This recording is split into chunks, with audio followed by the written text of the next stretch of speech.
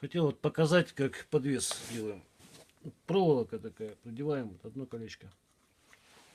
Затем, значит, вот его вот таким вот движением. Продеваем сюда вот так.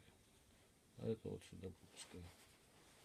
Получается такой нехитрый узелок. Это, то есть, запчастей в лесу полно.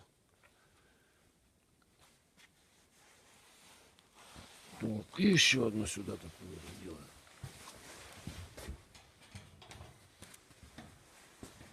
Немножко подрастянем.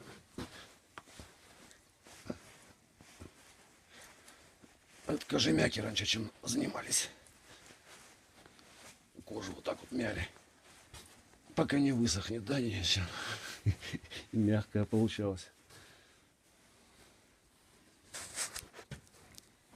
Потом еще раз вот так пропускаем. То есть, так.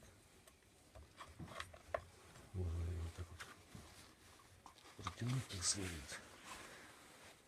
Систему. И пропускаем ее сюда.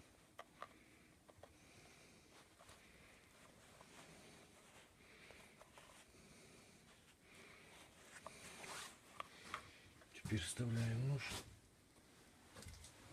Нож еще не полировался. Тут все чистое. Кто это все шампунькой помыто. Вкусно пахнет. Можжевельник, он сам по себе. Вот сейчас вот запах свежей морковки от него идет. Вот как от огорода, когда натрешь только морковочку. Только-только вырванную, свежую. Вот такой вот запах стоит. Так, а теперь вот это вот дело надо сюда все подтянуть. То есть вот этот вот шип сейчас сюда прошу. А отсюда его затянуть.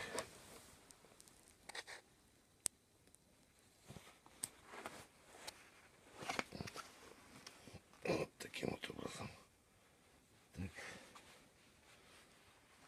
Ну, а потом это вот немножко вот так вот сюда. Вот так вот. Вот такой вот подвес. Теперь он будет сохнуть, я его буду разминать периодически. Затем это все дело вот воском обувным пройду. Защита от влаги. Влаги не буду любит кожа. В общем, и когда делать нечего, можете сидеть вот разминать этот подвес, что он будет затвердеет, когда высохнет.